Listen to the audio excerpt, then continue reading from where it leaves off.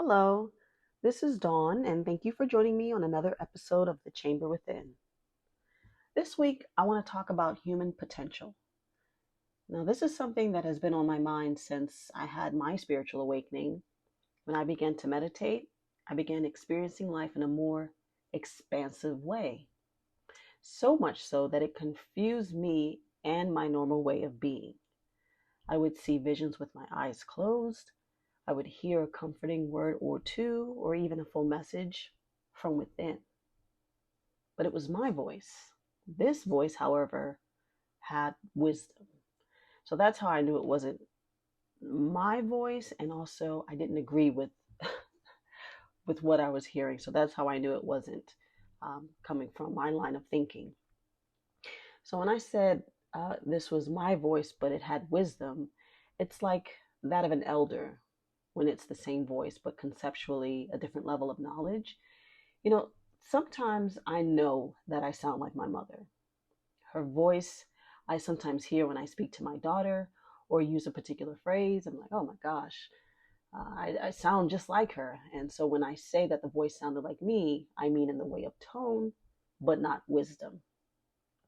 This is how I know this didn't necessarily come from my body, because this body has a limited view of things. So, just a quick review of things I've heard in my own voice, but with higher wisdom. So, number one, I heard it's already done when meditating on a particular question. Now, my response to hearing this um, was to immediately stop this beautiful experience of meditating because I needed to reconcile what just happened. This was in episode 3. I I don't know what I was looking for when I was meditating on this question, but it wasn't an audible response. It was just, I don't know, an answer, like a thought. But it literally was me hearing it's already done. So that's what I mean by confusing. That had never happened to me before. And this warm feeling came over me. If you listen to episode 3, I go over all of that, but that would be the first instance. The second instance was uh, the phrase, she's all right. Now, this was in episode 20 of Trusting Your Inner Guidance, when I was worried about my daughter and was consoled with this voice that I heard on my left side, and also a warm feeling that accompanied that to reassure me that she, in fact, would be safe on her journey and would return home to me safely. Now, I realized that my higher self is not very loquacious. And I imagine it's that way because there's very little room for interpretation with, a couple words. Very little room. um, because, I'm the inquisitive type. I'm like, well, what does that mean? Uh, Maybe this means that, or maybe this means this. And as far as my guides, which is a distinctly different tone, these are the messages that I've gotten from them.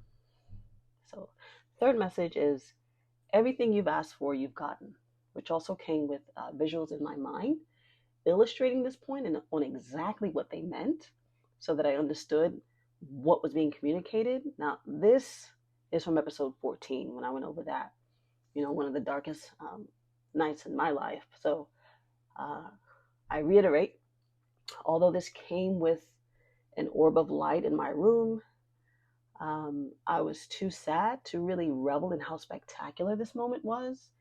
This light, reached down to comfort me um, vibrationally, not like touch me, but like whoever or whatever this was came from whatever higher dimension, came down into my room to comfort me.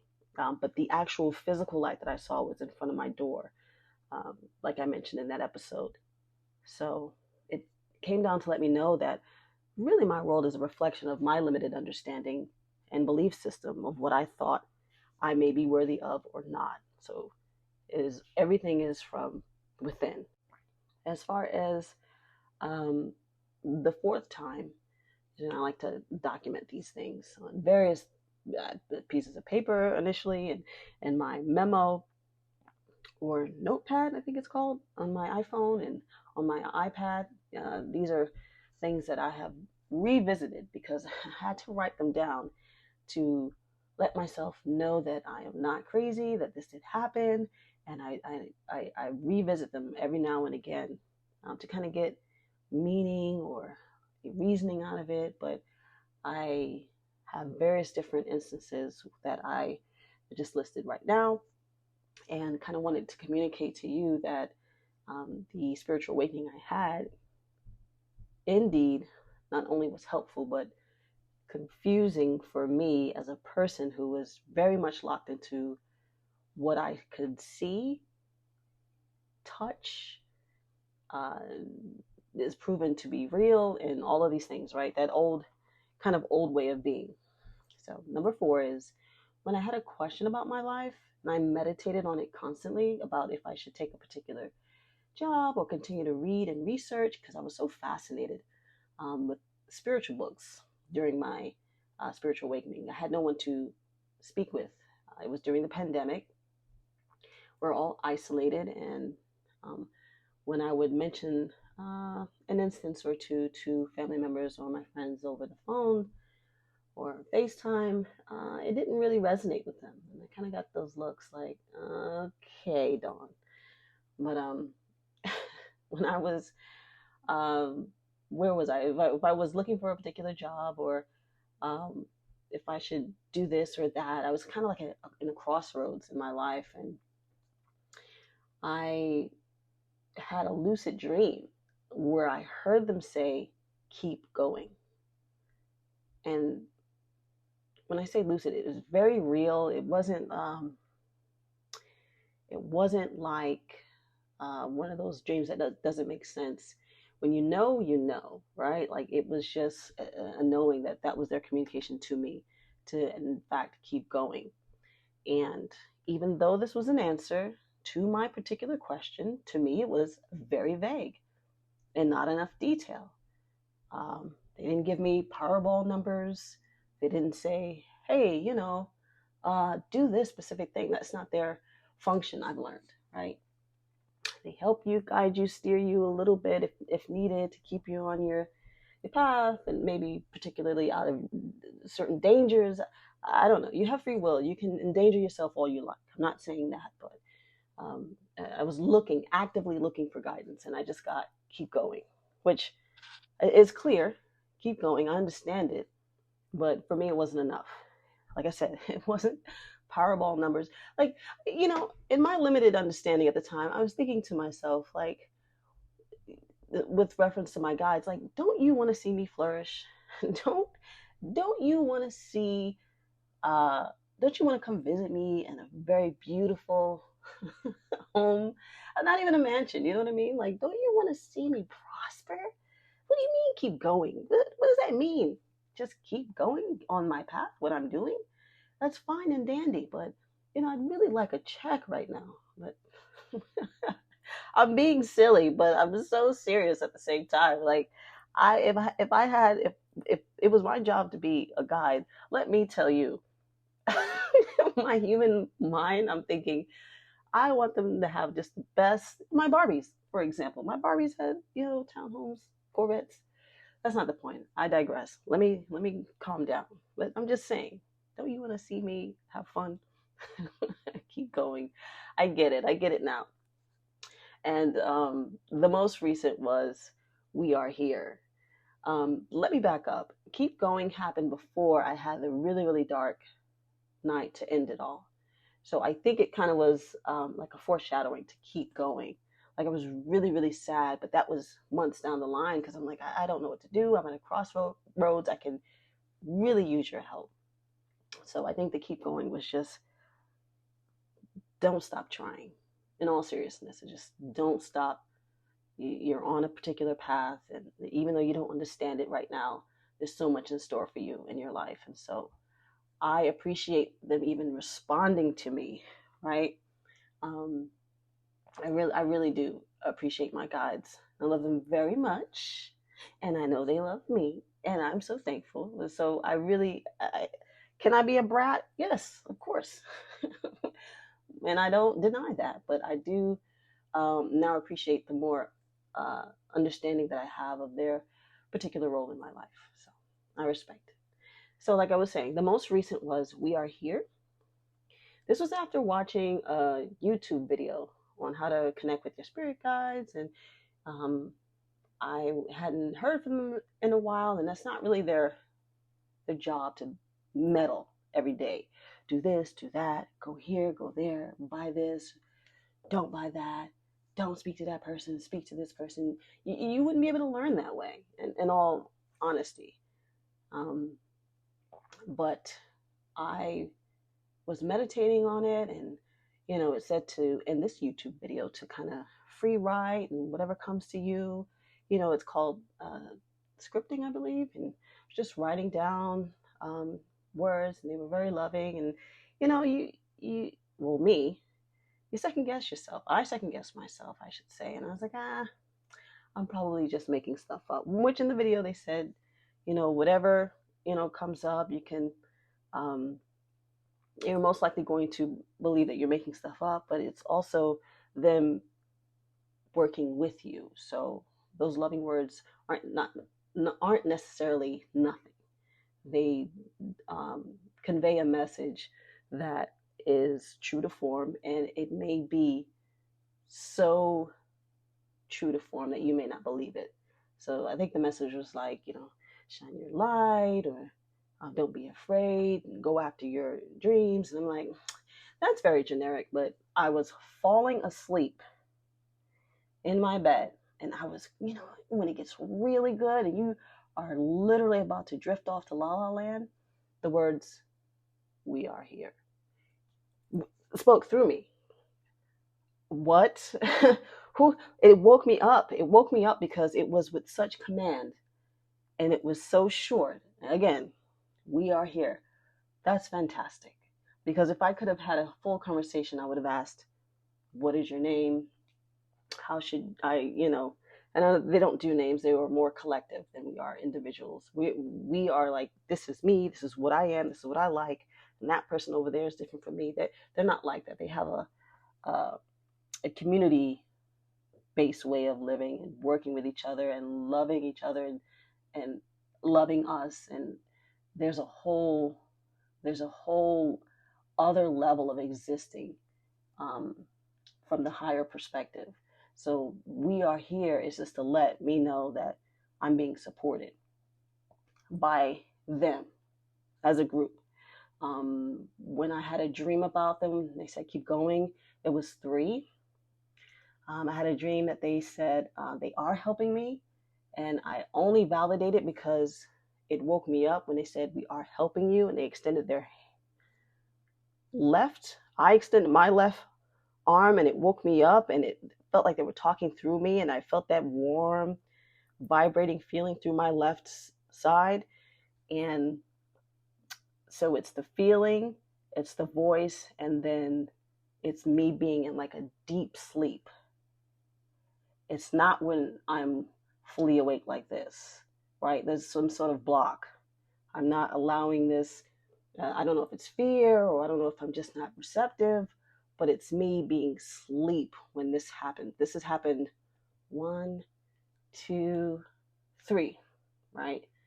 3 times where my guides have spoke through me, but it was me being in a sleep state. I don't know if it's, what is it called? I should have researched this, but it's called when you're in, is it REM sleep? It's called gamma state, I believe, when you're, at like a peace where your mind is at rest and you're allowed to receive messages. But again, I digress. When they said we are here and the voice had a command, it woke me up, and I just went right back to sleep. I'm in a level of sleep where I'm so in it. It woke me up, but I just went right back to sleep. But I didn't forget it, because it's the heat, or like a warm feeling, like love, like a hug, the voice, and like kind of like a vibration that I'm feeling through my body. So that was the most recent. That was last year. But like I said, they don't meddle. They don't do too much. They just let me know that they were here with me and for me. And I still haven't gotten that Powerball number. I'm kidding. I'm kidding. Life is more than just self-serving big fat checks. Anyways, but I'm sure we could all appreciate that. Before my father passed away, he's like, "When I die, I'm going to give you the number." He said him and another family member used to joke about that. So I don't know. It's just a small way of thinking about life. And I know there are greater gifts about me, but that's the top five that I have of the potential that my life has expanded to with regards to my awakening. And I mention these experiences because for a long time, I lacked self trust. And from this discipline of being still and listening to my heart and blocking out all the noise, it led me to trust myself more. And it's so sad, during the pandemic, so many people died and it was so scary. And then, you know, out of that, all of us, so many of us being in solitude, we had moments like this, epiphanies, or moments where it's deep quiet, where we were able to think about our lives, or we had amazing shifts, transitions, breakups. It was one of the most transformative times in my life, and so many other people's as well. So we all come with guidance systems. If you're a fan of Abraham Hicks, you know what I mean by this. We are helped and led throughout this life, and many times the beauty of this is not obvious. That's how seamless divine timing works. Human potential is to be able to thrive. For me, no matter the chaos that surrounds us, kind of being the calm, the eye in the middle of the storm, to be able to heal ourselves and help others heal from trauma. The untapped potential to grow in ways we hadn't explored yet is kind of like being a seed for so many years. And then one day, we get just the right conditions to allow this seed within to grow and become what it was always meant to be. In the spiritual community, we talk about gifts, people who may be born with them, people who discover their gifts later on in life. But what if the gifts were already there waiting to be unwrapped? This is the potential that I'm interested in, right? The potential to become the architect in your life by reducing fear as much as you can so that you can allow yourself to flourish and live the life of your dreams. I used to hear that and I'd be like, excuse me, I'd be like, I don't know what my dreams are yet. I haven't had a moment to really sit and think. I'd love to write. I'd love to connect with people. I'd love to meet others and learn from others because there's so much information out there that we can gain from one another. And I'm literally doing it now. So it's possible. Potentials like the potential to know without knowing, the potential to see your life from a higher vantage point, the potential to heal emotionally, physically, the potential to love again after your heart has been broken for years. There's a potential to rebuild a life you may have thought was over previously. The potential to continue to grow in another direction in our later years. The potential to overcome addiction. The potential to allow miracles to happen in our lives. There's so much potential, so much wonder. If we allow it, there's so much power in our focus. When I'm at work and stress creeps up, I just want to add this, and I know I talk about this a lot, but it's so important. When I'm at work and stress creeps up, I have learned to take away my focus from it. Right now, in the job I have now, I did it yesterday, but I put it down. I put this stress down as if it was a physical thing, like a heavy duffel bag. I don't need it. It needs me to worry about it in order to thrive and continue to stress me out. It's so simple, a switch.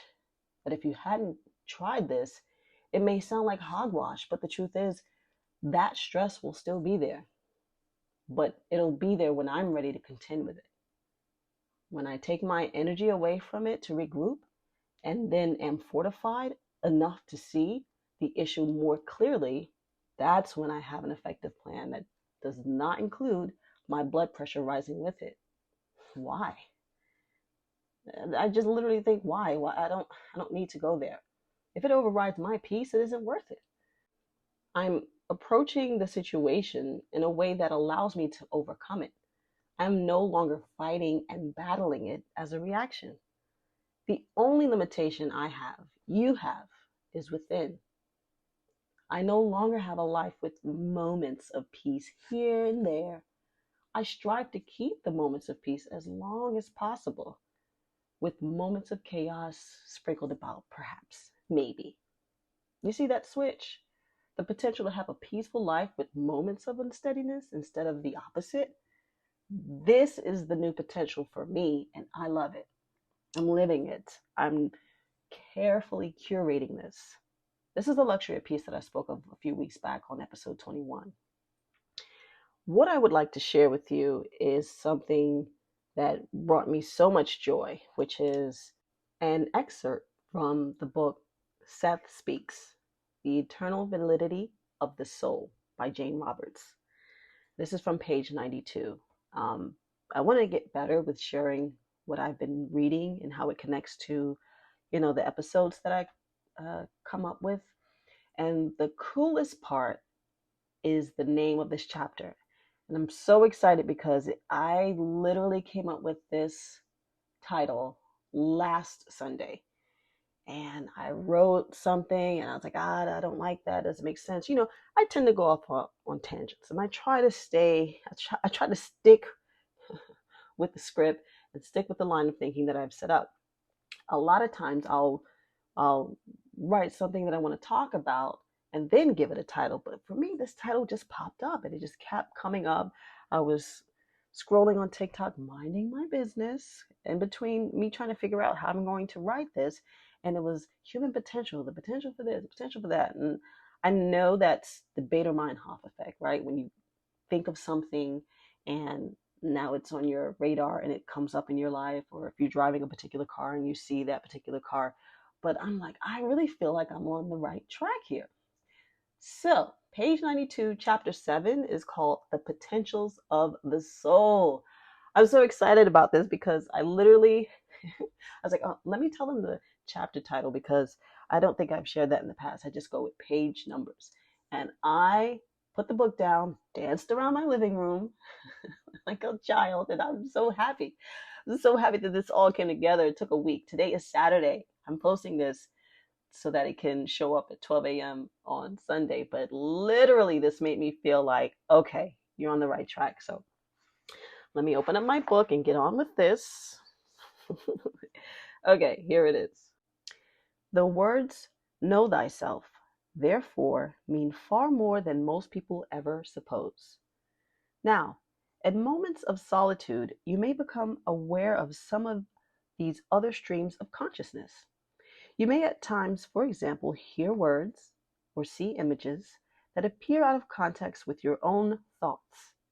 According to your education, beliefs, and background, you may interpret these in any number of ways. For that matter, they may originate from several sources. On many occasions, however, you have inadvertently tuned in on one of your other streams of consciousness, opened momentarily a channel to those other levels of reality in which other portions of you dwell. Some of these may involve the thoughts of what you would call a reincarnational self, focused in another period of history as you know it. You may instead, in quotes, pick up an event in which a probable self is involved. According to your inclination, your physic suppleness, your curiosity, your desire for knowledge. In other words, you may become aware of a far greater reality than you now know. Use abilities that you do not realize you possess. Know beyond all doubt that your own consciousness and identity is independent of the world in which you now focus your primary attention. If all of that were not true, I would not be writing this book and you would not be reading it. Okay, so that's from Seth Speaks, which is a channeled book. I love channeled books by Jane Roberts. So she channels an entity called Seth, which he describes himself as consciousness. And this book is such an eye-opener. It's a large book. It is, let me give you an idea here. It is about 400 and sorry, 427 pages. Now, it's really condensed and written at a collegiate level. When I first encountered it, I got it off of YouTube. So you can get it for free, and it'll be, it's an audiobook form, of course. And if you're, doing your chores, you can just go through it. And I had to buy it because there were certain things I wanted to revisit and highlight. Now, the only challenge is when I got it off of YouTube, it was an AI voice. So I had to get over that. It was sometimes made it a hard listen, but it took a while to finally get used to it. If you don't like it, you can probably download it on Amazon or something like that. But that was my free option, um, if you didn't want to spend any money, because I totally get that. But yeah, I had to share that. I really felt like this week came full circle. Like I said, I like to pull from books to kind of connect to what I'm talking about or my findings, or a lot of times, like I said in the past, things I've experienced, I've come across in books, like, that's me, or this happened, or thank you because I'm not crazy. like I, and so this is why I wanted to create this podcast to talk to people, because I've always wanted to connect. So thank you again for visiting with me this week. If you'd like to reach out, my email is thechamberwithin@yahoo.com for any questions, comments, concern. If you are wanting to remain anonymous, that's fine. If you want me to use your first name, also cool. You can address me in uh, as Dear Dawn, DAWN, and I would love to have this podcast be more engaging and interactive. So, also another way to leave me a comment is you can visit my new YouTube channel where I've also uploaded these episodes, and my handle is at the Chamber Within, and of course, the name of the YouTube channel is The Chamber Within. Thank you again for listening this week. You have a great one, and I will talk to you later. Bye bye.